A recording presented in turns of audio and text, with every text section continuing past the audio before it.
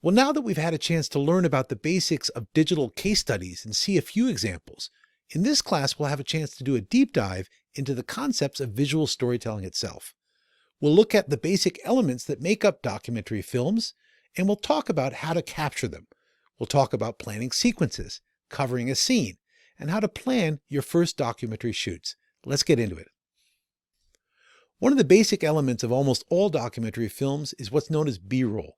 B-roll is an old term that comes from the days when you had A-roll being interviews and B-roll for pretty much everything else. And it basically means images filmed of locations and people and events.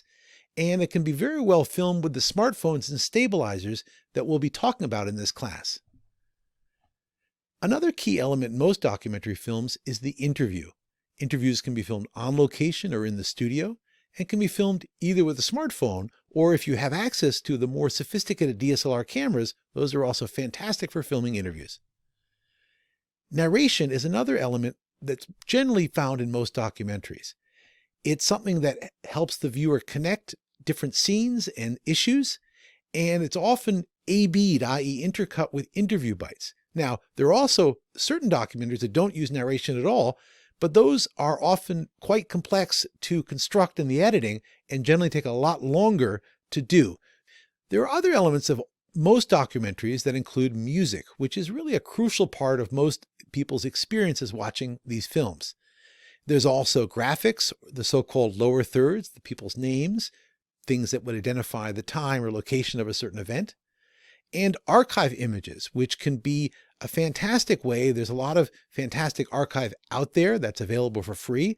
There's also a lot of archive that you can get permission to use, including drone footage, which nowadays is available for most locations and is a fantastic way to give you a quick overview of a certain location. So the basic workflow for field producers is to capture shots and sequences in the field, download those images to a computer at the end of each day, back up to the drive. As we film, you're going to think about the two basic equipment packages we have.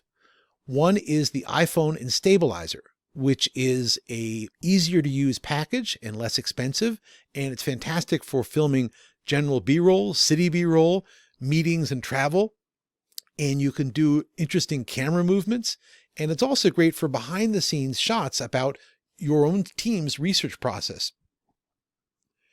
A DSLR camera is a more professional quality camera, and it allows for more control over things like focus and aperture. It's a fantastic tool for use, especially in interviews, but generally has to be shot with a tripod to get stable shots.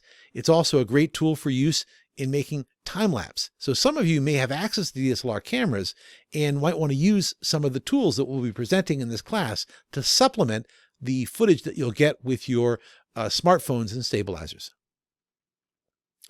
One of the basic things you'll be thinking about in the class is B-roll, location and places. You really want to remember to use either the tripod or the stabilizer all the time that you're shooting these shots to get wide shots and also close details, i.e. move around. You really want to visually tell the story by moving your camera close or far away from things so you can get different perspectives. And you're going to also want to shoot sequences. This is something we'll talk about a lot in the class, about how to shoot a series of different angles so they can be edited together later. You also want to plan around natural light and basically think about the natural light that's happening in the scenes that you'll be filming in the early morning. The so-called magic hour or the late of the afternoon often provides beautiful light. As a general rule, keep the sun behind you. If you have the sun behind you, chances are the images you'll get will be pretty good.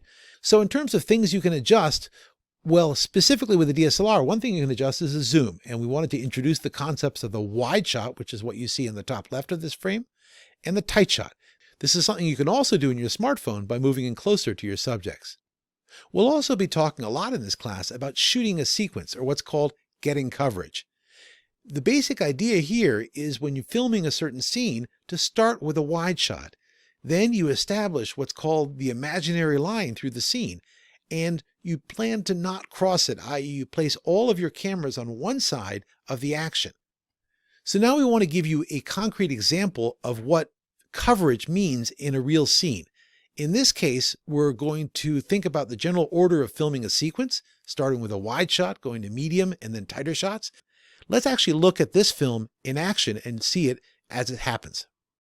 So to illustrate some of the issues that we've been talking about regarding covering a scene and using different camera angles to tell a story, we wanted to share a short segment from one of our digital cases. In this case, a digital case called Aid or Investment, filmed in the Democratic Republic of the Congo. Now we have a scene in which we introduce one of our characters. As always, we start off with a big wide shot. This is his house where he lives with his wife. And so we always start off establishing the location. Then we go into a classic situation of what's called coverage.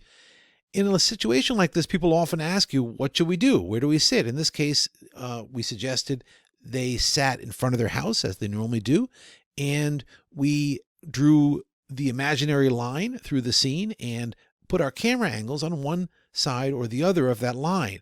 As it turns out, it's a very charismatic, beautiful family. He was a former child soldier.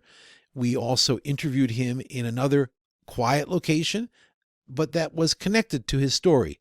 And then we continued to shoot B-roll of him. In this case, we knew that we'd done a very powerful interview with this gentleman, but we needed some other shots of him to illustrate this. So we asked him, well, what do you normally do? And he says, well, I go to a local a field where I have my plot of vegetables. So we said, well, why don't we film you going there?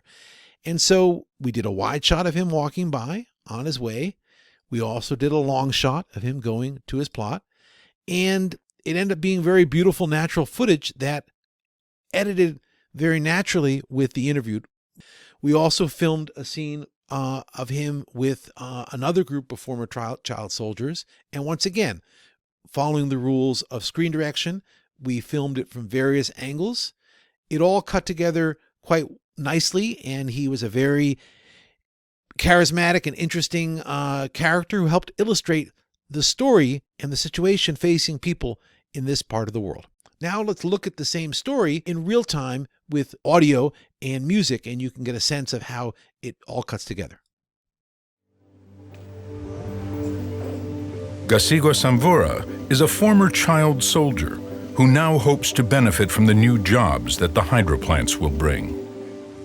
Sabafudeli balifikaka huku balianzaka kuwa na pie mimi balikuwa na masira zao bien armé avec des autos tout consort na magari na moto bingine vyote le pousser njo tukakuya saba na tukamata par force jour force zikuwa shaisha walikuwa shamalizia kule njo kwa tukamata sasa. Samvura is among the many former child soldiers who are being trained for the new jobs that soon will be available. Nishapata kazi, niko travailler kwa ISSN, niko na prevenir jenga na kuuza kashamba, kwa na lima, je na kuuza na kambuzi, je na kangombe, ndio biji yangu ya kesho. Na ninazipenda nikuwe na gari. Well, we hope this general introduction to visual storytelling has been useful. Now we'll move on to our next class, which is a hands-on tutorial to introduce you to the actual gear that we'll be using.